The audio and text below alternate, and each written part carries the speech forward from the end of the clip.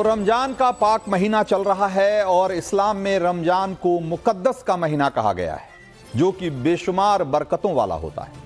और आज की सियासत में कांग्रेस पार्टी भी बरकत की ही तलाश में, और शायद वही तलाश कांग्रेस को फिर से इफ्तार पार्टी में ले आई। तस्वीरें देख लीजिए जरा।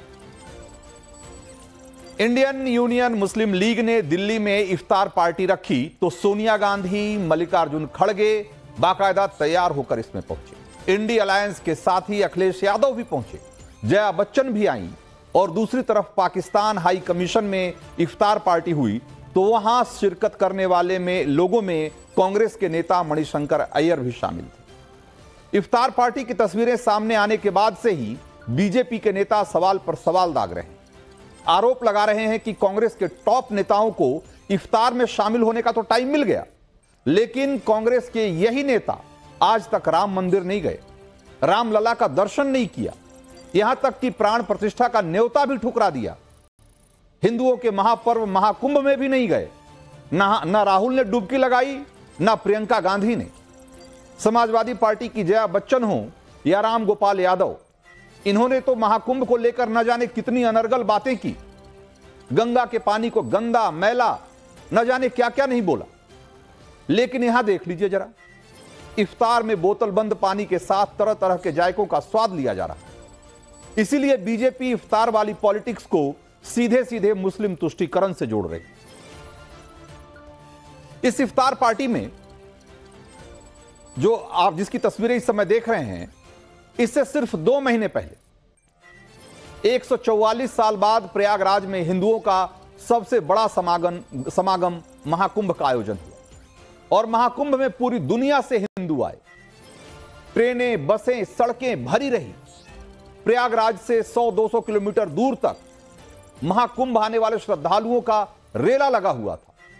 महाकुंभ में 66 करोड़ हिंदू पहुंचे, लेकिन दत्तात्रेय ब्राह्मण कहने वाले राहुल गांधी, खुद को दत्तात्रेय ब्राह्मण बताने वाले राहुल गांधी वहां नहीं गए। ना सोनिया गांधी गई, ना प्रियंका गांधी गई, न मल्लिकार्जुन खड़गे पहुंचे। उल्टे खड़गे ने तो यहां तक कह दिया कि गंगा में डुबकी लगाने से गरीबी दूर होती है क्या? क्या आपको पेट में खाना मिलता है क्या? और यहां दिल्ली में खड़गे जी को देख लीजिए जरा, इफ्तार में कैसे स्वाद ले लेकर खा रहे हैं। आज खड़गे जी को यह भी बताना चाहिए कि क्या इनके इफ्तार में खा लेने से देश का पेट भर जाएगा क्या?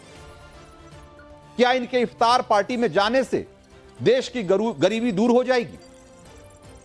जाहिर है कि नहीं होगी। फिर खड़गे जी ने महाकुंभ को लेकर ही गरीबी वाला लॉजिक क्यों खोजा? आप महाकुंभ जाएं न जाएं, यह आपका निजी फैसला है, लेकिन महाकुंभ का जिक्र होने पर आपको देश की गरीबी क्यों याद आ जाती? इफ्तार में जाने के दौरान तो देश की गरीबी नहीं दिखती आपको। अगर आपको सेकुलर होने का मतलब यह समझ में आता है कि किसी धार्मिक आयोजन से दूर रहना चाहिए, तो आपको इफ्तार से भी दूरी रखनी चाहिए। लेकिन इनके सेकुलर पॉलिटिक्स में इफ्तार तो कबूल है, लेकिन महाकुंभ स्वीकार नहीं है, राम मंदिर स्वीकार नहीं है।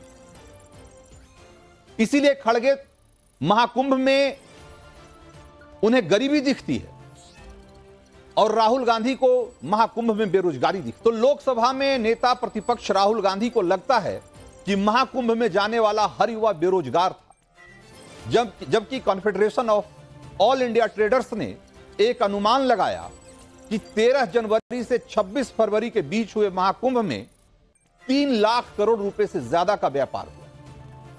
और इस आंकड़े को अगर आधार माना जाए तो यह अंदाजा लगाया जा सकता है कि महाकुंभ ने बेरोजगारी या यूं कहें कि बेरोजगारों के लिए कितने बड़े मौकों को जन्म दिया। लेकिन जैसा कि मैंने बताया, राहुल गांधी के लिए महाकुंभ के इस आर्थिक प्रभाव का आंकड़ा मायने नहीं रखता है, न खड़गे के लिए रखता है। उनके लिए मायने यह रखता है कि कैसे मुस्लिम वोट बैंक को साधा जाए, और वो इफ्तार में जाने से ही सधता है, महाकुंभ में जाने से नहीं सधेगा। क्योंकि कांग्रेस और इंडी के बाकी दलों के हिसाब से देखें तो हिंदू तो जातियों में बटा हुआ है, चाहे वो महाकुंभ में जाने वाला हिंदू हो या न जाने वाला हिंदू। इसीलिए हर मौके पर जाति की राजनीति को हवा देना इनका एजेंडा है। और संयोग देखिए कि कल सोनिया गांधी मुस्लिम वोट साधने के लिए इफ्तार में शामिल हुई और आज राहुल गांधी के पहले पॉडकास्ट का पहला वीडियो जब सामने आया तो उस वीडियो में पहली और सबसे बड़ी बात जो निकल कर आती है वो ये कि देश में जातीय जनगणना होनी चाहिए। सुनिए Rahul Gandhi. What don't you think it's not supporting the caste census is actually anti-national?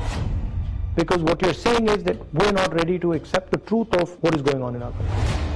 Why are people so much against the caste census? Like, what don't they like about it? I think it's not.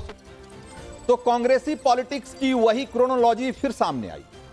एक तरफ इफ्तार से प्यार और दूसरी तरफ हिंदुओं पर जाति वाला वार। और यह भी देख लीजिए कि सोनिया गांधी और खड़गे जिस इफ्तार पार्टी में पहुंचे थे उसका आयोजन उस इंडियन यूनियन मुस्लिम लीग ने किया था जिसकी जड़ें मोहम्मद अली जिन्ना की बनाई हुई मुस्लिम लीग में। और पार्टनर बुलाए और वो न जाएं ऐसा तो हो ही नहीं सकता। लेकिन बात इफ्तार में कचौड़ी पकौड़ी तरबूजा खरबूजा रसगुल्ला खाने तक खत्म हो जाती तो कोई बात नहीं थी। इफ्तार के जायके का असर कांग्रेस की पॉलिटिक्स में भी झलकता। कर्नाटक में जहां की कांग्रेस की सरकार है वहां देख लीजिए कि क्या हो रहा है। वहां कांग्रेस सरकार ने मुस्लिम कॉन्ट्रैक्टर्स को सरकारी टेंडर में 4% आरक्षण देने का फैसला किया है। और बजट में मुसलमानों के लिए क्या किया है जरा वो भी जानिए।